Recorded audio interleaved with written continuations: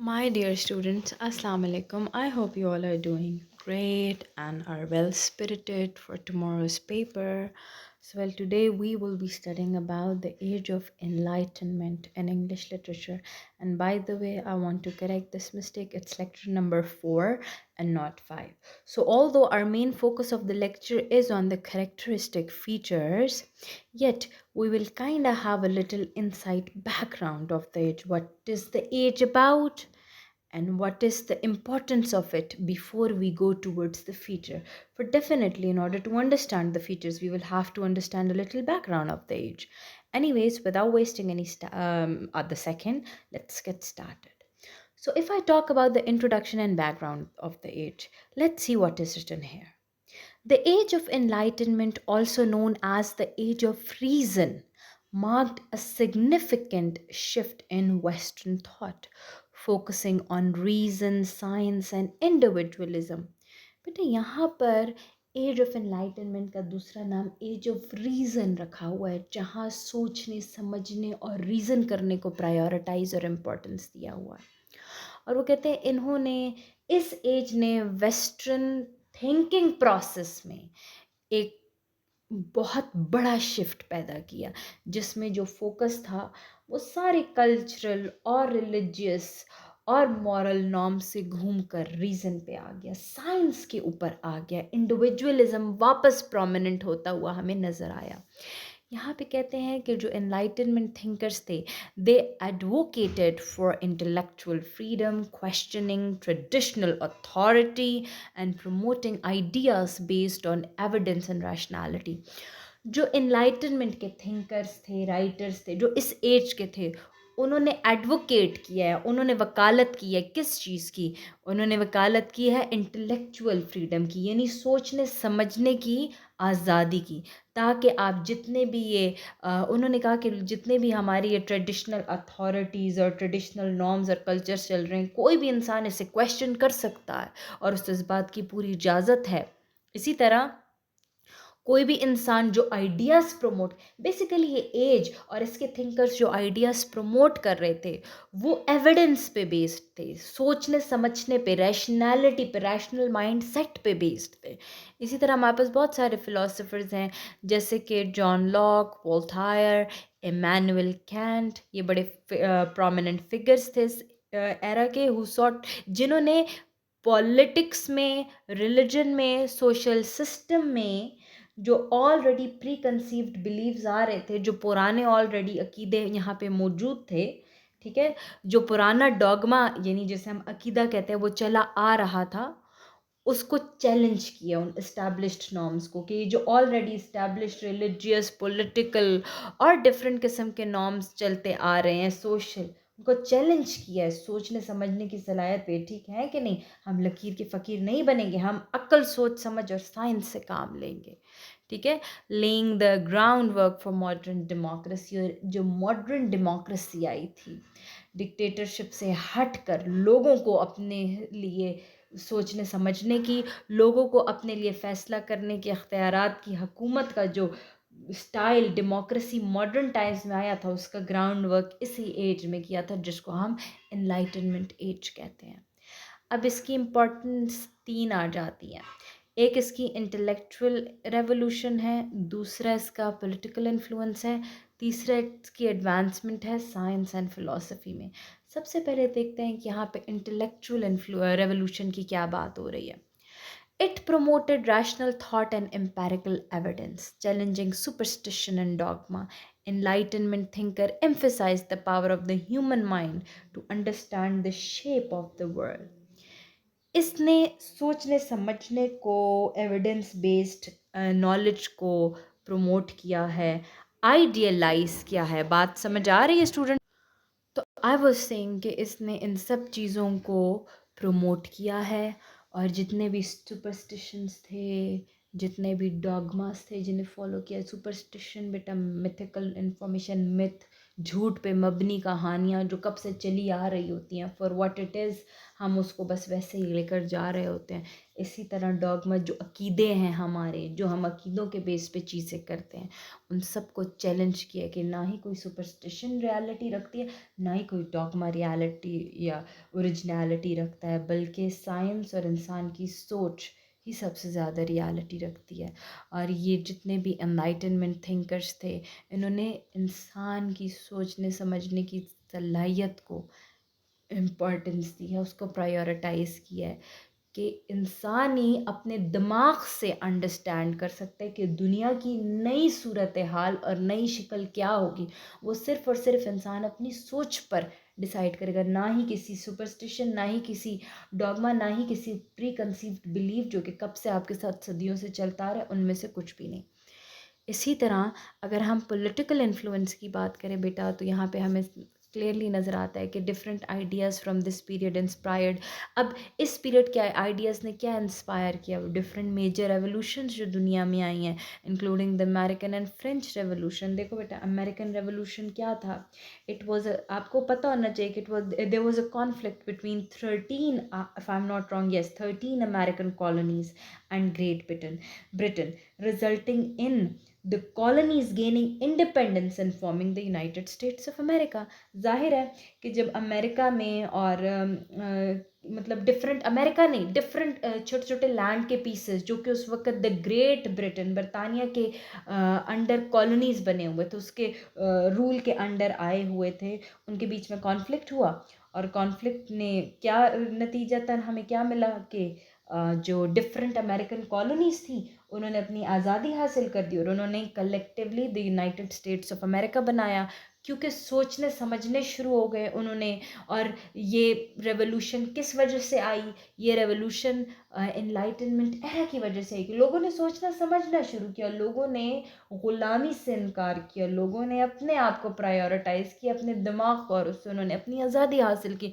اسی طرح بیٹا اگر فرینچ ریولوشن کی بات کریں تو وہ بھی آپ کو زیادہ بہتر پتہ ہے کہ it was a political and social upheaval in France that transformed the country's government and society۔ France میں ایک پولیٹیکل اور ایک سوشل upheaval تھا، ایک مطلب وہ لوگوں کے بیچ میں ایک تناؤ چل رہا تھا، جس میں انہوں نے جو ہے نا اپنی پوری کنٹری کی گورنمنٹ کو، سوسائٹی کو اور پولیٹکس کو ٹرانسفارم کیا، ایک بڑا ریولوشن لا کے، جسے ہم فرینچ ریولوشن کہتے ہیں۔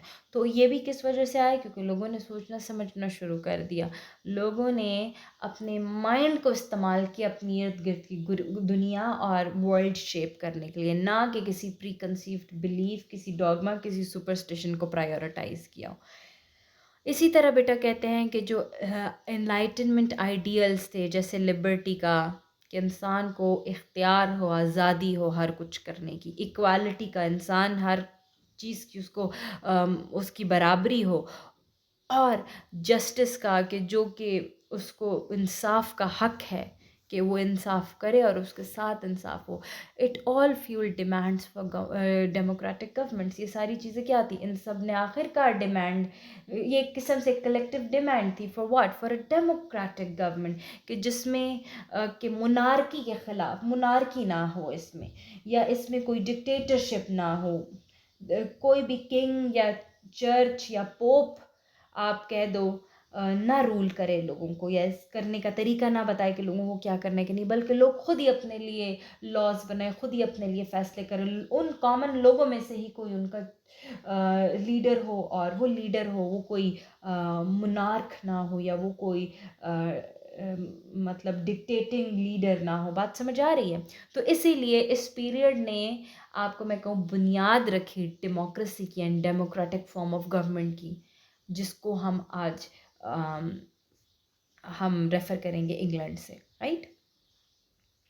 اب ہم advances in science and philosophy کی اگر بات کریں تو enlightenment thinkers made significant contributions to scientific knowledge and philosophical discourse. ظاہر ہے کہ سائنس نے اس میں ترقی کی ہے، فلاسفی نے تو کی ہے، تو اس میں ڈفرینٹ جیسے کہ نیوٹن، ہمارے پاس آئزیک نیوٹن، رینے ڈسکارٹیز ہیں، انہوں نے بہت زیادہ کام کیا اس پیریڈ میں ماڈرن سائنس کے لیے، میتھمیٹکس کے لیے، اور آپ مجھ سے زیادہ بہتر جانتے ہیں کہ آئزیک نیوٹن کون ہے، ٹھیک ہے؟ تو اگر ہم جو یہ 3 لاز آف نیوٹن پڑھتے ہیں یہ موشن پڑھتا ہے اور یہ ساری چیزیں. تو اگر آپ کہیں پہ آپ کو موقع ملے تو آپ اگلے کو اپنے فرینڈس کو بتا سکتے ہیں کہ it was the age of enlightenment where Newton came to be Newton and he turned out to do wonders in the scientific world. اب چونکہ ہمیں تھوڑی نالج ہو چکی ہے کہ what are we talking and what is enlightenment age and why are we discussing it, تو اب ہم اس کے کریکٹرسٹک فیچرز بھی پڑھ سکتے ہیں کہ یہ کی فیچرز ہیں جو کہ اس ایج کو کسی بھی اور ایج سے الگ تھلگ کر سکتے ہیں. تو اس میں سب سے پہلے تو ایمفیسس ہے ریزن اور ریشنالٹی پہ. میں آپ کو آلریڈی بتا چکی ہوں کہ یہ ایج ریزن اور ریشنالٹی کی تھی. ہم اس کو صرف ایک بار پڑھ لیتے ہیں, میرے خیال سے اس میں کچھ اتنا ایکسٹراڈینری نہیں ہے جسے مجھے سمجھانا پڑے. Enlightenment thinkers prioritized reason as the guiding principle for understanding the world and solving human problems. They believed that logic and evidence-based reasoning could uncover universal truths, moving away from reliance on religious اور mystical explanation. Simple بات ہے, enlightenment thinkers نے reason کو اپنا guiding principle سمجھا ہے, صحیح ہے, جس کی مدد سے اس نے کہا کہ سمجھنے کی مدد سے انسان دنیا کو سمجھ سکتا ہے اور ڈفرینٹ انسانی مسئلوں کو سالو کر سکتا ہے. سمپل. اسی طرح اس نے لاجک کو اور ایویڈنس بیسڈ ریزننگ کو سمجھا کہ یہ صرف لاجک سے اور صرف ایکسپیریمنٹیشن سے ہی ڈفرینٹ یونیورسل ٹروتھس جو ہیں ان کے پیچھے کی حقیقت کو انکور کیا جا سکتا ہے, نہ کہ کوئی ریلیجیس یا کوئی مسٹیکل ایکسپلینیشن موجود ہو کہ یہ ایسا ہوا کیونکہ اس کے پیچھے کوئی میریکل تھا یا کوئی جادو تھا یا کچھ ایسا. تو اس نے کہا نہیں, نہ ہی کسی چیز کے پیچھے کوئی میریکل ہے, معجزہ ہے, نہ جادو ہے, نہ ہی کوئی دینی انفلوئنس ہے, بلکہ یہ سائنس, ایکسپیریمنٹیشن اور ذہن اور لاجک کے تھرو چیزیں سالو کی جا سکتی ہیں اور سمجھی جا سکتی ہیں. یہ ویو تھا یہ انلائٹنمنٹ تھنکرس کا. نمبر نیکسٹ پہ ہے belief in progress in optimism. Beta optimism کہتے ہیں پازیٹیوٹی کو, ہوپ فلنس کو, چیئرفلنس کو. جب آپ پازیٹیوٹی میں یقین کرتے ہیں, ہم نہیں کہتے کہ اس انسان کے آپٹمسٹک ویوز ہیں یعنی پازیٹیو ویوز ہیں. تو انلائٹنمنٹ تھنکرس کی جو ایک سب سے خاص بات تھی وہ یہ تھا کہ یہ پروگریس میں یقین کرتے تھے, یہ پازیٹیوٹی میں اور بڑھنے میں, محنت میں بیسیکلی یقین کرتے تھے. یہاں پہ یہ لکھا ہوا ہے کلیئرلی کہ the enlightenment was driven by an optimistic belief in human progress. Intellectuals of this period argued that through reason and scientific advancement, society could improve, moving towards greater knowledge, happiness and social justice. اس وقت کے جو intellects تھے یا intellectual person تھے, لوگ تھے, یہ وہ اس بات میں یقین کرتے تھے کہ صرف اور صرف ریزن اور سائنٹیفک ایڈوانسمنٹ سے ہی سوسائٹی بہتری کی طرف جا سکتی ہے, زیادہ نالج فل ہو سکتی ہے, نالج حاصل کر سکتی, خوشحالی کی طرف جا سکتی ہے, اور یہاں تک کہ سوسائٹی میں انصاف بھی, it is only through reason and scientific knowledge کے سوسائٹی میں انصاف پیدا ہوگا اور ایک پرامن اینڈ پیسفل سوسائٹی ہمارے لیے قائم ہوگی. اس کے بعد بیٹا یہ ایک بڑا امپورٹنٹ آ جاتا ہے secularism and critique of religion. ظاہر ہے جب ہم یہاں پہ مائنڈ, ریزن اور ایویڈنس اور لاجک اور ریشنالٹی کی بات کر رہے ہیں تو ہم نے پھر ریلیجن کے اوپر کرٹیک ہی انہوں نے کیا ہے نا, اور ظاہر ہے کہ پھر ان کے بلیفز, اگر یہ لوگ سائنس کو مانتے تو that means they are seculars, right. تو اب یہاں پہ یہی کہتے ہیں کہ well not necessarily anti religious, Enlightenment thinkers sought to separate church and state and reduce the influence of religious authority in the public life. وہ کہتے ہیں یہ نہیں ہم کہہ رہے کہ بس خواہ مخواہ اینٹی ریلیجیس ہی ہوں, نہیں, وہ کہتے ہیں جتنے بھی انلائٹنمنٹ تھنکر تھے, ٹھیک ہے, اور not because of anti religious reasons, لیکن اپنی سوچنے سمجھنے کی صلاحیت پر یہ اتنا زیادہ یقین کرتے تھے کہ انہوں نے کہا کہ چرچ اور اسٹیٹ کو الگ الگ ہونا چاہیے تاکہ یہ ریلیجس اتھارٹی کا انسان کی پبلک لائف پہ اثر کم ہو. I am so sorry for the wrong Urdu. اس کے اوپر اس کا رد عمل جو ہے وہ انسانی زندگی کو نہ افیکٹ کر پائے. It is not religion that will control the human life, it would be its own rationality and thinking process, mind and science which would control it, logic which will control it. اسی طرح they promoted secular ethics and values questioning traditional religious beliefs and emphasizing individual morality. इन्होंने क्या किया, इन्होंने secular ethics को और values को promote किया और ट्रेडिशनल रिलीजियस प्रैक्टिसेस को, बिलीफ्स को क्वेश्चन किया है कि भाई इंसान की मॉरलिटी ही इम्पॉर्टेंट है उसके लिए. ज़रूरी नहीं है कि वो इन अ सर्टन वे प्रेस करे टू अ सर्टन गॉड. बात समझ आ गई. इसी तरह नंबर चौथे पे उसने, मतलब कहने से मुराद ये है कि अगर एक इंसान अच्छा है, लोगों के साथ उसके मामलात अच्छे हैं, वो सोच समझ सकता है, किसी को नुकसान नहीं दे रहा, वो अपनी और अपने मुआशरे के और लोगों की बेहतरी के लिए काम कर रहा है, और वो खुश है, वो पॉजिटिव है, और वो आगे बढ़ने की कोशिश में है, तो ज़रूरी नहीं है कि वो किसी सर्टेन रिलीजियस प्रैक्टिस को अपनाए, किसी किस्म की इबादत करे या किसी खुदा के आगे सजदा करे. It is not necessary. ये इनलाइटनमेंट थिंकर्स का बिलीफ है और एज ऑफ इनलाइटनमेंट ऐसा कहती है. ठीक है. इसी तरह बेटा इसमें एक और पॉइंट आ जाता है, which is a focus on scientific inquiry and empiricism. देखो, साइंटिफिक इंक्वायरी तो ज़ाहिर है flourished during this as with a focus on observation, experimentation and empirical evidence. ज़ाहिर है उनको empirical evidence, जो कि statistic form के evidences, जैसे कि हाँ ये point 1 point 2 किससे ये चीज़ prove हुई है, experimentation, observation, इसके ऊपर तो focus था ही था इस age का. लेकिन यहाँ पर जो मोस्ट इम्पॉर्टेंट बात है वो ये है कि जो साइंटिफिक मेथड था, it became a corner stone of enlightenment thought. कि पूरी आइडियोलॉजी, जो इनलाइटनमेंट की पूरी आइडियोलॉजी थी, इस एज की जो पूरी आइडियोलॉजी थी, उसका कॉर्नर स्टोन बन गया साइंटिफिक मेथड. क्यों? क्योंकि डिफरेंट फिगर जैसे कि न्यूटन, उन्होंने मतलब ग्राउंड ब्रेकिंग डिस्कवरीज की थी, ऐसे दुनिया हिला देने वाली डिस्कवरीज इस एज में की थी, जिसने हाईलाइट किया कि जो पावर ऑफ ह्यूमन इंटेलेक्ट है वो नेचर को ज़्यादा बेहतर अंडरस्टैंड कर सकती है, ना कि कोई दीन, ना कि कोई मिस्टिकल एक्सप्लेनेशन उसको आइडेंटिफाई कर पाए. तो scientific method was the four front, the four runner, the main, आपको कहूँ इसका एक मेन ट्रेड था जिससे कि आप इनलाइटनमेंट एज को आइडेंटिफाई कर सकें. सही आ गया बेटा. इसके बाद बेटा हम यहाँ पे कहते हैं advocacy for individual rights and liberty की भी बड़ा इंपॉर्टेंट था. ज़ाहिर है जब इंसान ने सोचने समझने की सलाहियत पर इंपॉर्टेंस दी है, सेक्युलरिज्म पे दी, इंडिविजुअलिज्म पे दिया, तो यहाँ पे फिर ज़ाहिर है वो अपने इंडिविजुअल हक़ों के लिए भी लड़ाई करेगा. ठीक है, एडवोकेट करेगा, उसके लिए वकालत करेगा. अब देखो ना यहाँ पे क्या कहते हैं, यहाँ पे कहते हैं बेटा कि जो हमारे पास, यहाँ पे कहते हैं कि हमारे पास इनलाइटनमेंट थिंकर्स थे. दे argued that all individuals poses natural rights including right to life, liberty and property. इन्होंने यही बोला कि जितने भी इंडिविजुअल्स हैं उन सब के पास बाय नेचर पैदाइशी हक होता है, और वो क्या है जिनको पर्टिकुलरली इन्होंने सिग्निफाई किया, वो है राइट टू लाइफ, कि ज़िंदगी का हक, लिबर्टी अपनी मर्ज़ी का हक, सही है, और आज़ादी का हक, अपनी मर्ज़ी का, अपनी आज़ादी का हक, जिसे हम कहते हैं right to liberty, and property का हक, जायदाद का या अपने पोजेशंस का हक. इस आइडिया को champion bye philosophers like John Locke contributed to the development of modern political theories and democratic principles as well as human rights movements.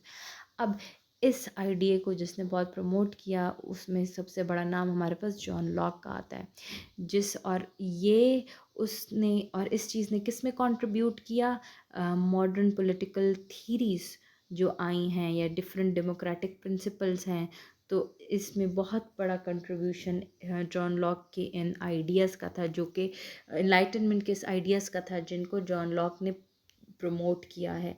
और इसके बेसिस पे डिफरेंट पॉलिटिकल थीरीज़ उस वक्त की बनी है, डिफरेंट डेमोक्रेटिक प्रिंसिपल्स बने जहाँ पे लोगों के हकूक़ की बात की गई है. ठीक है, और डिफरेंट ह्यूमन राइट्स मूवमेंट्स जो थी वो भी, ज़ाहिर है ह्यूमन राइट की मूवमेंट्स चल रही हैं, तो वो किस बेसिस पे, बेसिस क्या है यहाँ enlightenment as, even United Nations की बेसिस हमारे पास यहाँ से आती है जहाँ पे ह्यूमन राइट्स की बात की जा रही है. दो you and I both know better what United Nations is doing, but let's not talk about it here in this discussion. That's a discussion for some other time.